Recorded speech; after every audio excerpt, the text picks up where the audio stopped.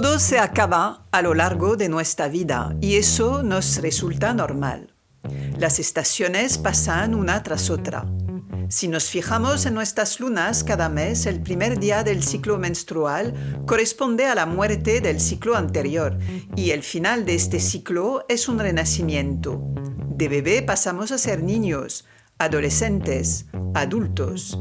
Dejamos relaciones, trabajos. Otras culturas ritualizan estos momentos, nosotros no. Cuando se trata de la vida misma, nos cuesta asumir que tiene un principio y un fin. Los preceptos budistas hablan de renacimiento, es decir, que la muerte no es un final, sino una fase de un ciclo de transformación. Morir es alcanzar el estado de paz, el nirvana. Además, explican lo que va a ocurrir en el momento de la muerte, periodo en el que los acompañantes tienen un papel importante puesto que deben tranquilizar el que se va. La separación no se hace en el dolor, sino en la paz que define la futura vida del difunto. Eso permite aprender a vivir sabiendo cómo enfrentarnos a este momento tan temido. Soy Valérie Dana y estoy en compañía de la psicóloga Ara Norbe.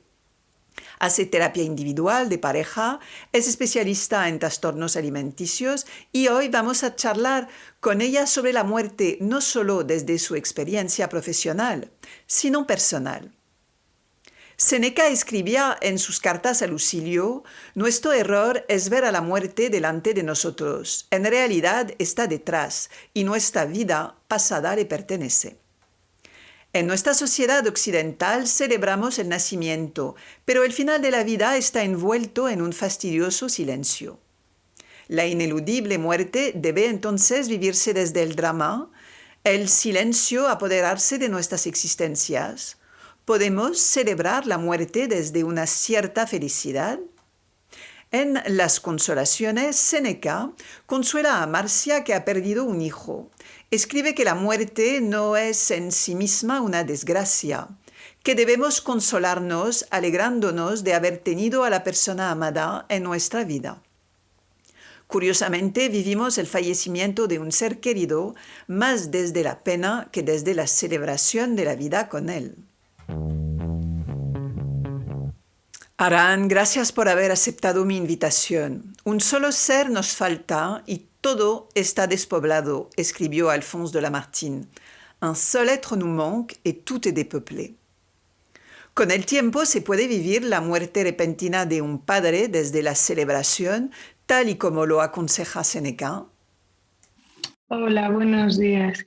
Gracias por invitarme. Pues bueno, si celebración se entiende como desde un punto alegre, muy positivo, yo diría que con ciertas distancias. Si entendemos que con el tiempo se puede recordar a la persona, recordar el vínculo desde la alegría, sí, por supuesto, ¿no? Es algo que incluso también ocurre durante el duelo, ¿no?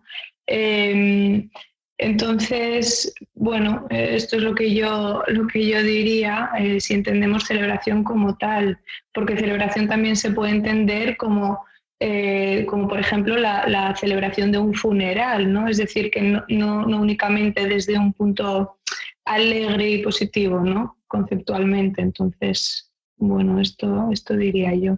Sí, yo creo que Séneca aquí habla de la celebración de haber tenido la suerte de tener este ser querido en nuestra vida. Yo creo que es más de esta celebración del que habla Séneca, porque al final es complicado sentirse feliz o alegre en el momento del fallecimiento de una persona que queremos, que sea un padre, sea un hijo, supongo que necesitamos tiempo para digerir esta noticia, esta falta. ¿Qué es lo que nos asusta más? la muerte o la idea que tenemos de ella. Es decir, quizás justamente nuestro sufrimiento y el de los que nos rodean. Bueno, yo creo que esto también depende de cada persona, pero sí, sin duda el concepto que tenemos de la muerte, su significado, esto puede influir, ¿no? En nuestra percepción y nuestros sentimientos al respecto. Y también, ¿no? También el sentir por nuestros seres queridos. De todas maneras, tú hablabas de miedo, ¿no? También, no sé si me equivoco, pero miedo a la muerte, eso es más complejo de explicar, que bueno, igual más adelante hay ocasión de hablar, pero a veces no tiene que ver con la misma muerte, ¿no? Entonces yo sí quiero introducir también ya esta idea en sí. Uh-huh. ¿Puede que temer a la muerte sea en algunos casos temer a la vida? Si entendemos la muerte como parte de la vida, desde luego sí, ¿no? Y la muerte es parte de la vida, entonces en ese sentido sí. Pero aquí es donde igual yo sí que estaba ya hablando de cómo a veces temer a la muerte tiene que ver con otras cosas que no tienen que ver con la muerte únicamente.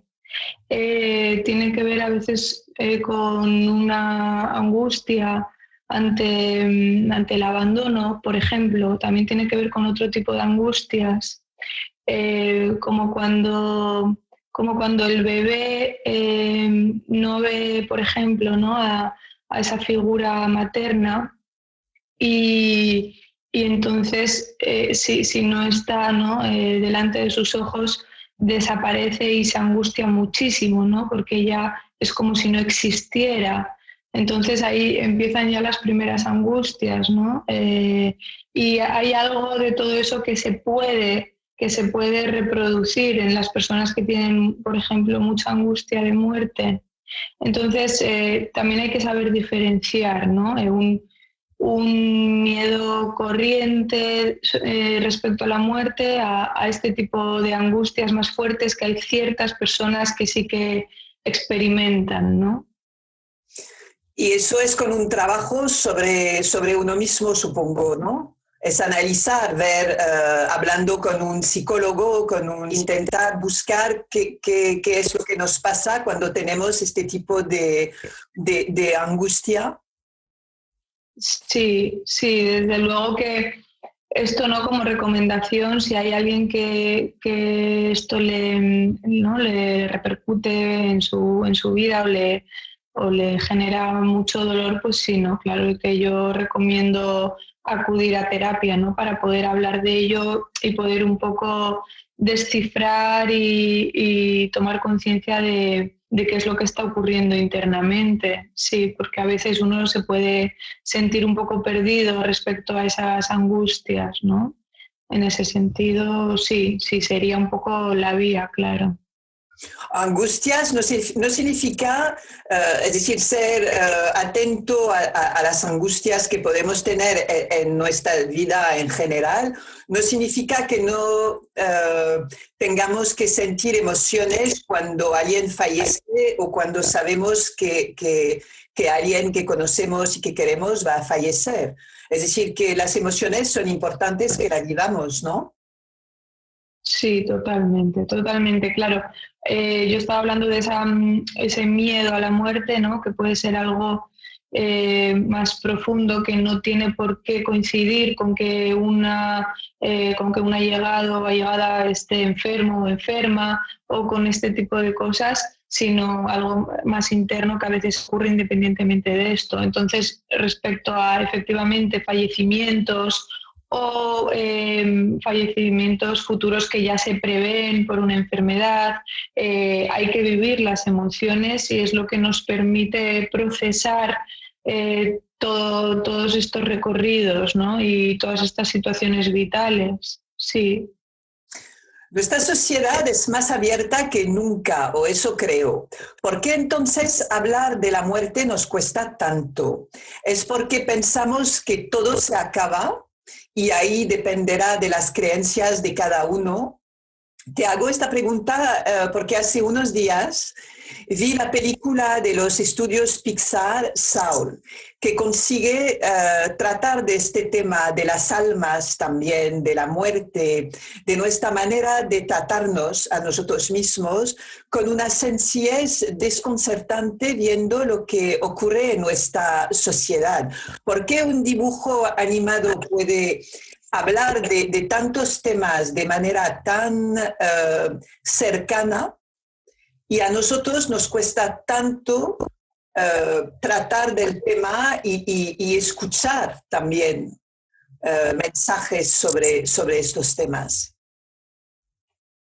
Bueno, pues yo creo que tiene que ver porque efectivamente tenemos este concepto, ¿no? En esta cultura nuestra de que la muerte es el final, ¿no? De la vida. En general, en esta cultura más occidental. Entonces esto, digamos que tiene su lógica, que genere cierta angustia, ¿no? Y por eso cuesta hablar de ello, por esa angustia que se genera. Entonces sí que pensamos, como tú decías, que todo se acaba y de ahí un poco las angustias. Entonces, digamos que en esta cultura occidental todavía socialmente, ¿no? Todavía está digamos, la norma de que las emociones más desagradables como la tristeza son negativas o hay que evitarlas, y yo creo que de ahí, ¿no? El hecho de no hablar también de lo que a uno le angustia. Es algo que nos deberían inculcar desde pequeño, dejar sentirnos, es decir, que la tristeza está bien sentirla. Hay que explicar más a los niños la justeza de lo que sienten. Sí, totalmente, ¿no? Hay que inculcar digamos, las emociones en los niños, hay que dar espacio a las emociones, a todas ellas, tristeza, rabia, etcétera, miedo, y que los más pequeños que no pueden hablar de ello, por lo menos tengan el lugar para sentirlas y poder los adultos acoger, ¿no? Esas situaciones en vez de pararlas, en vez de frenarlas, en vez de decir no llores, no te enfades. Sí, hay que normalizar esto, ¿no? Es algo saludable, y además me parece importante recalcar que en la gestión emocional están, digamos, las bases de la salud y las bases de los problemas psicológicos, físicos. Entonces hay que hacer mucho hincapié ahí. Y creo que con lo que estamos viviendo desde hace más de un año, con la crisis del coronavirus, notamos más que nunca la importancia de la gestión de las emociones. Y sí, totalmente, porque a raíz de la crisis del coronavirus se han visto las consecuencias tan brutas en problemas psicológicos, por ejemplo, ¿no? Que es lo que yo más conozco. Se han visto las llamadas ahora que estábamos hablando de niños, las llamadas por parte de adolescentes, niños, a ciertas llamadas digamos, de esperanza, o ciertas llamadas de asociaciones, ¿no? Que estaban ahí para ayudar, y cómo han incrementado muchísimo estas llamadas en porcentaje durante la pandemia. Entonces, sí, ¿no? Ha habido un cambio muy fuerte. Además, ha habido un aumento de suicidios, por ejemplo, un aumento de trastornos psicológicos o lo que yo suelo llamar pues, problemas psicológicos. La OMS también apunta, ¿no?, sobre esto, estos cambios. Entonces sí, digamos que ha habido un cambio muy fuerte, sí. Sí, para una sociedad que está tan preparada, nos damos cuenta de lo que nos queda por hacer, porque no lo hacemos tan bien como lo pensábamos hasta ahora. ¿Crees que deberíamos modificar algo en el acompañamiento antes del fallecimiento, al igual que lo hacen los budistas? ¿Nos faltan pautas a la hora de afrontar este momento de la despedida? Sí, cuando se puede acompañar, ¿no?, a la persona que va a fallecer, yo creo que sí, se pueden mejorar ciertas cosas a cómo las hacemos actualmente. Digo cuando se pueden, porque en algunos casos no se pueden, ¿no? Que ocurrió un poco en mi caso personal, que antes lo nombrabas con la primera pregunta de la entrevista, ¿no?, en una muerte repentina de un padre. A mí me ocurrió de esa manera, entonces no pude despedirme. Pero es cierto que las personas que pueden despedirse, digamos, muchas veces lo evitan por miedo, ¿no? Por miedo a emocionarse, por miedo a ponerse triste junto con la persona que va a fallecer. Y yo animo mucho a la gente a esas despedidas, porque aunque el momento sea doloroso y sea triste, ayuda, digamos, a la propia elaboración del duelo, ayuda a normalizar simplemente, ¿no? No lo vamos a ver solo como un beneficio de ese calibre, sino que es un momento de normalización, ¿no? De si lo que estoy sintiendo y lo que estoy pensando tiene que ver con que te estás yendo y no lo estoy exteriorizando, eso me va a generar dolor, me va a generar angustia interna, porque no estoy expresando todo esto. Entonces, a mí me parece normalizar algo que está ocurriendo dentro, ¿no? Entonces, mucha gente sí que tiene miedo a ese momento. Y es un poco respecto al acompañamiento, ¿no? Es algo que se me ocurre ahora que podemos hacer, que son ese tipo de conversaciones, de despedidas, de normalizar todo esto, ¿no? Hablabas y hablaba yo también al principio del fallecimiento de tu padre y tú no pudiste despedirte de él. ¿Cómo se gestiona él me hubiera hubiera necesitado decirle, me quedaba tanto por vivir con esta persona, me quedaba, cómo gestionar todo lo que en un segundo se nos arrebata la vida, cómo gestionar esta separación tan brutal, cómo gestionar todo lo que no hemos podido hacer ni decir a la persona que queremos. ¿Cómo se gestiona? ¿Cuáles son las herramientas que tenemos? Bueno, pues a ver, en mi caso es cierto que yo no sufrí o no tuve este tipo de pensamientos, pero sé que hay mucha gente que sí que los tiene. Entonces, sí que también como terapeuta, como psicóloga, he trabajado muchísimos duelos con pacientes. Lo que suelo recomendar también es seguir exteriorizando todo eso, es decir, que lo que no se dijo con la persona se pueda decir igualmente, ¿no? Es decir, no guardárselo dentro, ya sea compartiendo con alguien que tenemos cerca todo esto que tenemos en nuestro interior, pues aquello que querías decirle o aquello que le dirías ahora que en el momento no pensabas tal vez, y compartirlo con gente. Si no fuera de esa manera, por ejemplo, escribirlo también ayuda.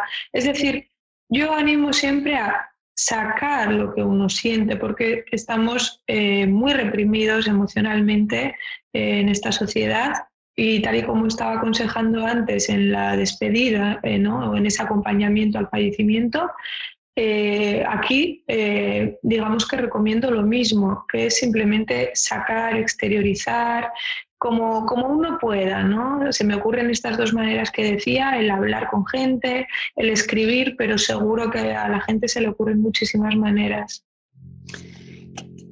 Tú hablas justamente de comunicar, de sacar de lo que sentimos, lo que tenemos en el corazón. Escuchamos mucho el sé fuerte, todo pasará, estarás mejor con el tiempo, tal, tal.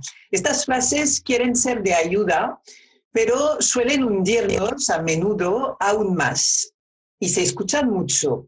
¿Qué decir cuando alguien fallece para no meter la pata? ¿O cómo escuchar? Porque a veces cuesta encontrar las palabras adecuadas porque no nos sentimos cómodos justamente con la muerte. Es algo, para un nacimiento va a ser muchísimo más fácil. Para la muerte de repente es que nos sentimos como mudos y no queremos ver nada y sentir nada. Entonces, ¿cómo gestionar esto? Me parece muy importante esta parte, porque yo lo viví en mi persona, en mis carnes, y lo he hablado con muchísimas personas que han, bueno, pues que han sufrido un fallecimiento cercano y con muchísimas de estas personas compartimos esta vivencia que es la de que la gente de alrededor, las amistades, etcétera, han tenido esa dificultad de acercarse y hablar sobre el fallecimiento o preguntarte directamente cómo estás por esto. Por supuesto que no es todo el mundo, que hay gente que le cuesta menos, pero sí que se percibe esa dificultad. Y es increíble, ¿no? Pero estamos en ese punto todavía. Entonces, para empezar, no hay un mensaje correcto y no hay unas palabras únicas para esto. Entonces, yo sí que recomiendo de primeras que piense lo que cada uno piense. Es mejor decirlo sin miedo, lo que a uno le salga, ¿vale? Eso para empezar, que es mejor verbalizar y comunicarse y dar el apoyo como a uno le salga. Luego ya, si entramos más en el terreno de no se me ocurre qué decir, porque hay gente que no identifica bien o que tiene tantísimas inseguridades o tantísimo miedo frente a esto, bueno, pues yo diría que efectivamente las frases de sé fuerte y todo este tipo de frases se dicen y no pasa nada, pero es cierto que no es fortaleza lo que se necesita únicamente, ¿no? en un proceso de duelo, es tristeza lo que se necesita en un proceso de duelo para elaborarlo. Entonces, pues suele ayudar mucho simplemente, ¿no? El ánimo, el saber que se puede contar con personas, ¿no? Pues el estoy aquí para lo que necesites, pero si la gente es allegada a la persona que está sufriendo esta pérdida, sí que animo a no decirlo una vez y ya, porque es difícil pedir ayuda todavía también socialmente. Entonces, ¿no? Cada X tiempo hacer ¿no? un mensaje, ¿no? Dar un mensaje de apoyo. Creo que va bien, ¿no? Para que la persona sepa que estamos ahí, que pueden contar con nosotros. Bueno, simplemente un poco esa compañía y cercanía que también hoy en día se ha perdido mucha cercanía, ¿no? En esta sociedad tan individual. Entonces, pues sí, recordar que somos seres sociales y que necesitamos de los demás. Me parece importante. Es fundamental hacer el duelo para avanzar en su propia vida. Sin embargo, no todos tenemos los mismos tiempos. Entonces también deberíamos olvidarnos de cualquier juicio de valor hacia los demás. ¿Cómo saber que vamos en la buena dirección, la de la aceptación? Porque hay personas que se quedan en el duelo. Es como si no quieren que la persona fallecida desaparezca de su vida. Entonces, ¿cómo saber que vamos sí, en la buena dirección, que lo estamos aceptando poco a poco? ¿Cómo se sabe esto? Pues para empezar, sí que estoy totalmente de acuerdo en que cada persona tiene sus tiempos y sobre todo cada duelo y cada vínculo también tiene sus tiempos, ¿no? No es lo mismo hacer el duelo de un vínculo que fue bonito, que fue estable, que fue seguro, a hacer el duelo de un vínculo que fue duro, de un vínculo que repercutió emocionalmente, ¿no? Con malestar, por ejemplo, de un vínculo muy ambivalente con extremos. Es decir, hay todo tipo de vínculos no es lo mismo hacer el duelo de unos vínculos que de otros y por supuesto no es lo mismo cómo cada persona es capaz de hacer el duelo, ¿no? Entonces sí, hay que respetar los tiempos. Pero aparte de eso, diría que uno sabe que está en el camino cuando sigue procesando emocionalmente esa pérdida y ese duelo. Es decir, generalmente a mí me han venido pacientes a terapia cuando han sabido que están estancados de alguna manera, ya sea porque tienen muchísima ansiedad, por ejemplo, muchísima ansiedad a raíz del duelo y no han podido procesar emocionalmente. Es decir, lloran muy poquito, pero tienen muchísima ansiedad, que tanto que tienen insomnio, que antes no tenían, tanto que tienen ansiedad durante el día o lo que sea.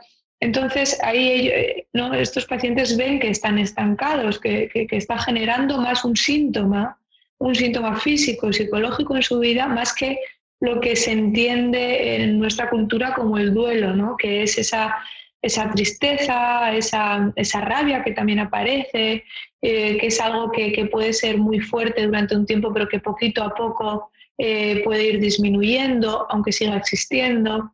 Entonces estas personas se dan cuenta de que no están procesándolo desde ahí, ¿no? O por ejemplo hay gente que todavía también dice que no se lo cree, ¿no? Está todavía en esa nebulosa del comienzo, en esa negación, todavía no me lo creo, no he sentido al respecto. Eso también, ¿no? Eso también puede ser un estancamiento. O las personas que no se permiten en el día a día pensar al respecto, sentir al respecto, pero que cuando aparece ¿no? esa persona que han perdido en su comunicación, cuando aparece más en el discurso, lloran muchísimo como si hubiera sido ayer la pérdida en vez de, por ejemplo, hace 6 años. ¿No? Es decir, como hay una evitación potente en algunas personas y cuando de repente aparece, porque ya no queda otra, hay un sentimiento muy como muy exagerado, como si no tuviera que ver con qué ha ocurrido hace tiempo, ¿no? Entonces, bueno, se me ocurren pues ese tipo de casos, seguro que hay más, pero eso tiene que ver con un estancamiento. El estancamiento lo podemos sentir a nivel corporal, podemos sentir dolor, eso puede ser. Bueno, tal y como nombraba, por ejemplo, la angustia, sí se puede sentir. Y estoy segura de que hay personas que el dolor emocional lo somatizan, como sabemos que ocurre, también en estos casos de duelo, y que seguramente sí sientan dolores corporales. Entonces, esa sería efectivamente otra manera, ¿no?, que no se me había ocurrido de posible estancamiento, ¿no? Personas que no están procesando emocionalmente con estas emociones que nombraba, pero que igual están empezando a tener muchos síntomas físicos, y eso es sí, un punto de alarma para poder identificar, y sí, esto puede ayudar a la gente también, sí.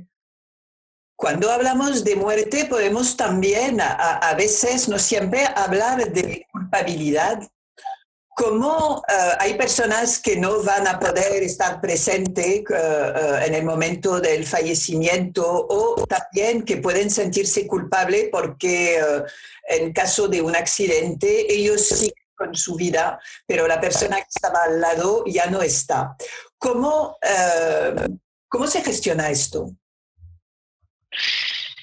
Pues de la manera en la que estaba comentando antes, que es hablando y compartiendo esa culpa siempre, ¿no?, para las personas que se sientan así, y que la gente de alrededor también pueda dar esos feedbacks si ven que no encuentran esa calma y que no se quitan la culpa, acudir a un terapeuta ayuda, porque se puede trabajar. También no estoy recordando una paciente que me venía con culpa, pero no tanto por este tipo de situaciones, sino simplemente pues culpas de cómo le traté por esto, de cómo hice esto con esta persona, si no se lo merecía, por ejemplo, ¿no?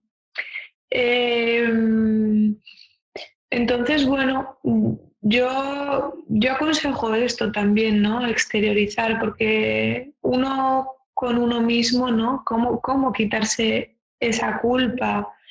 Escuchando este tipo de entrevistas, leyendo al respecto, también, ¿no? También uno puede hacer un trabajo interno sin necesidad de los otros, ¿no? Que también es importante ver cómo podemos sacar recursos propios, ¿no?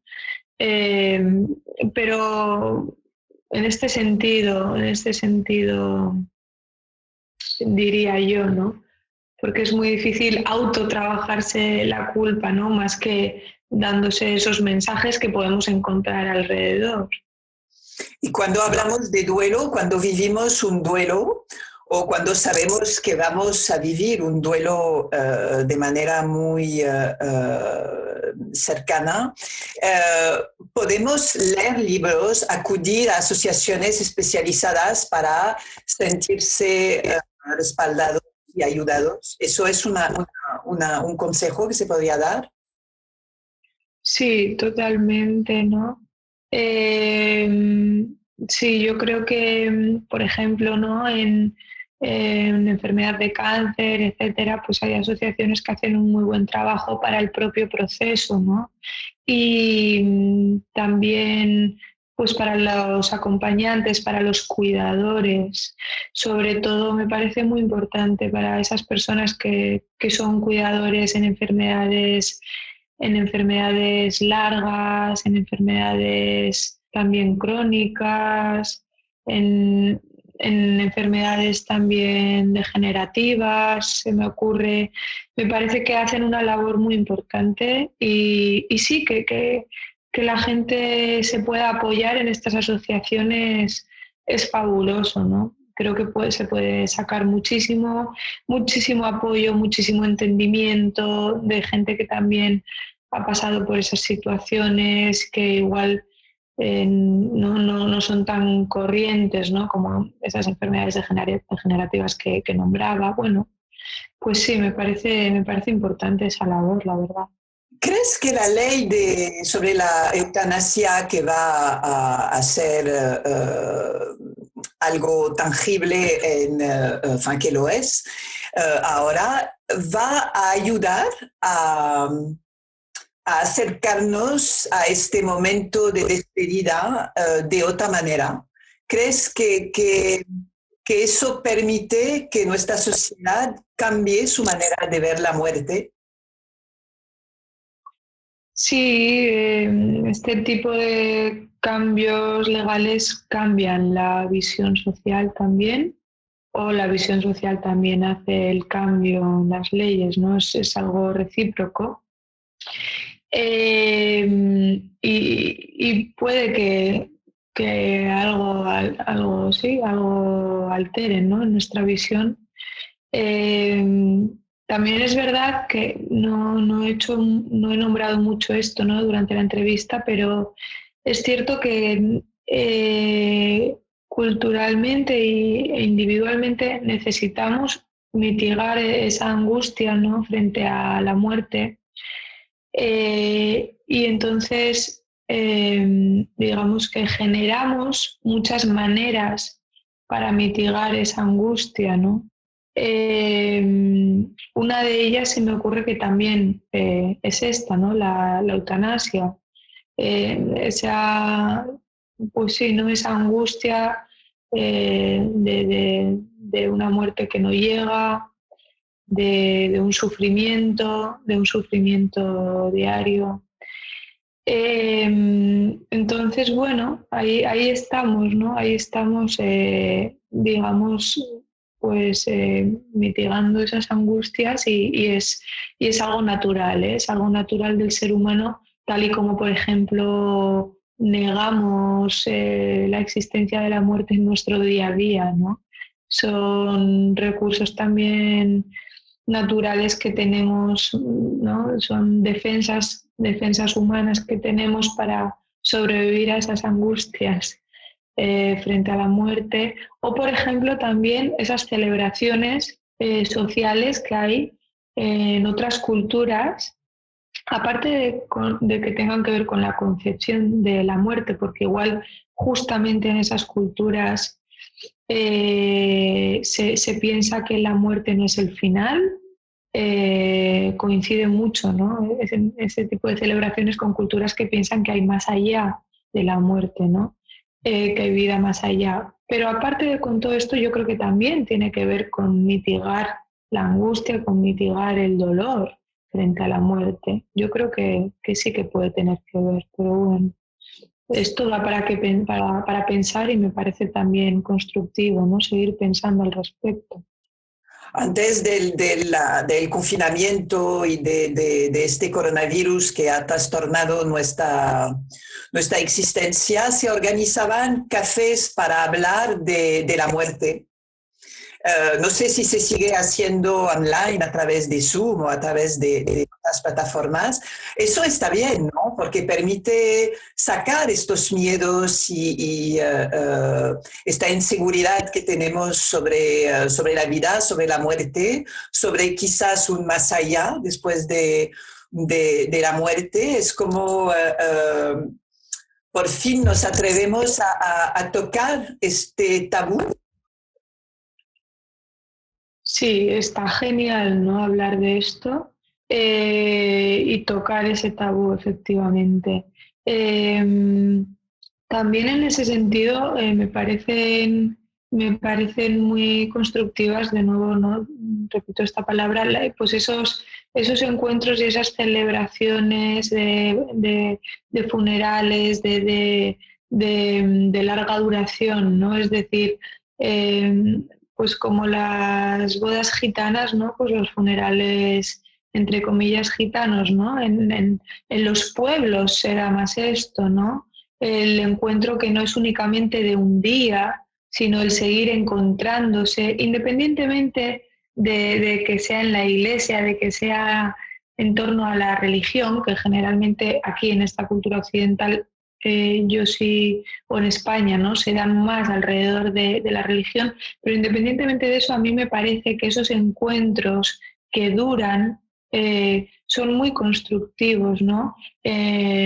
Porque reparan mucho emocionalmente, porque hablan de la compañía social, porque son necesarios. Entonces me parece buenísimo, ¿no?, que no quede todo en un día y en una celebración única, sino en un seguimiento y poder seguir compartiendo, ¿no? Estas pérdidas no se sufren en un día ni en un mes, entonces, bueno, pues me parece importante poder seguir hablando de ello, sí. Es que yo tengo muchísimas más preguntas, pero vamos a tener que parar. Una que me parece importante, ¿cómo se debe explicar la muerte a los niños? Yo he vivido casos de fallecimiento de un abuelo y hay una psicóloga que aconsejó decir se ha ido de viaje. Excepto un detalle, el padre del niño se iba de viaje a menudo, con lo cual a mí me pareció horroroso decir a un niño, tu abuelo ya se ha ido de viaje, no lo verás cuando el padre se va de viaje cada semana. Entonces genera una ansiedad y un miedo que no tiene por qué existir. ¿Cómo? ¿Qué palabras? ¿Qué hay que explicar? ¿Hay que explicar la verdad? Sí, ¿no? Sí, sí.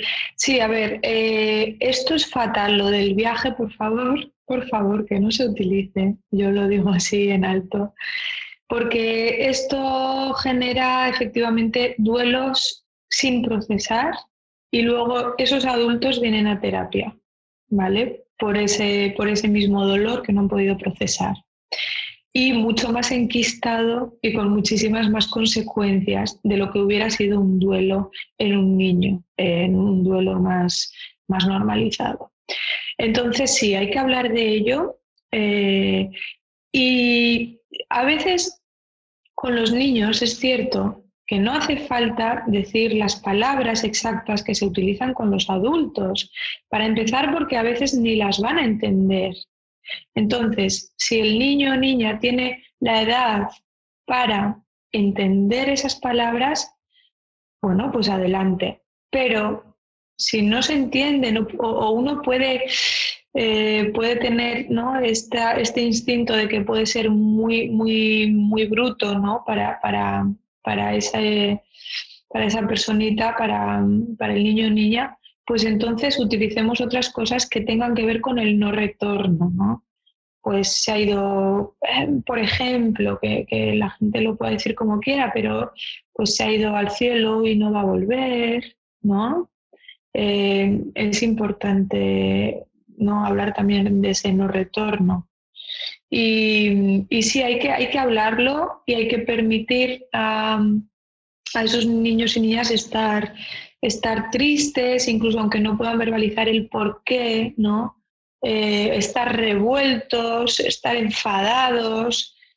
Uno puede intuir que tiene que ver con eso, ¿no? Entonces sí, a mí me parece importantísimo dar ese lugar y ese espacio a los niños, comunicarse con los colegios, decir, oye, mira, ha ocurrido esto en la familia, es importante que lo sepáis, porque si le veis conductualmente con cambios, pues posiblemente tenga que ver con esta pérdida, pues este tipo de cosas, ¿no?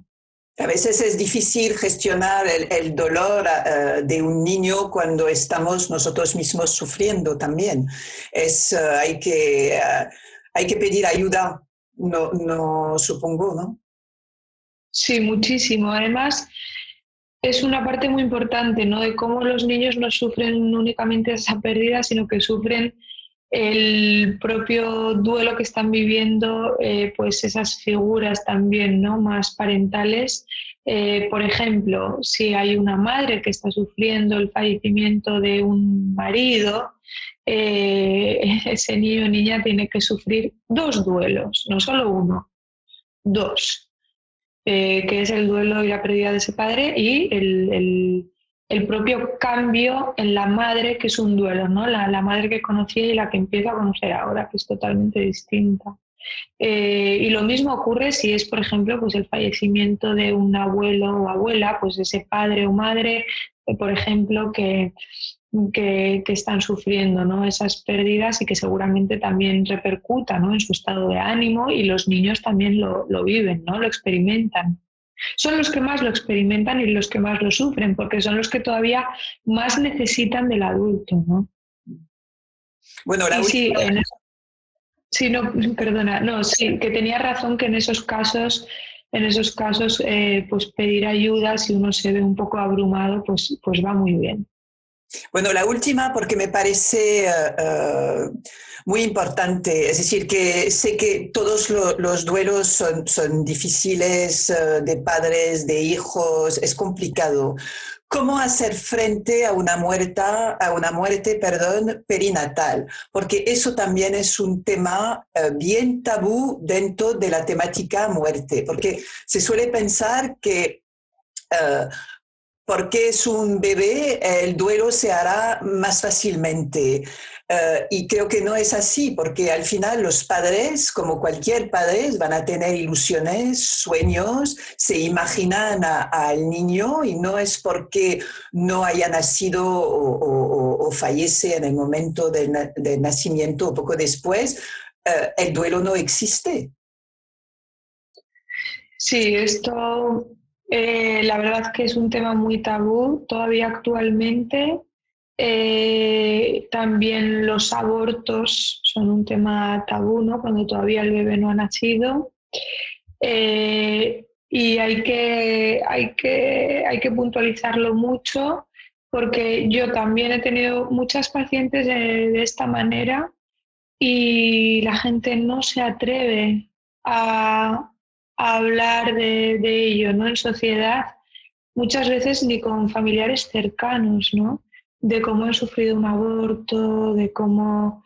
y esto hay que intentar darle un cambio drástico porque genera muchísimo sufrimiento silenciado y esto genera, digamos, problemas, ¿no? Yo vuelvo a decir, problemas físicos, problemas psicológicos, sociales. Hay que prevenir y promocionar la salud y el bienestar y la promoción de la salud, tanto física como psicológica, que va unida, pasa, digamos, por la comunicación y pasa por el hablar y por el lenguaje y por el compartir con los demás.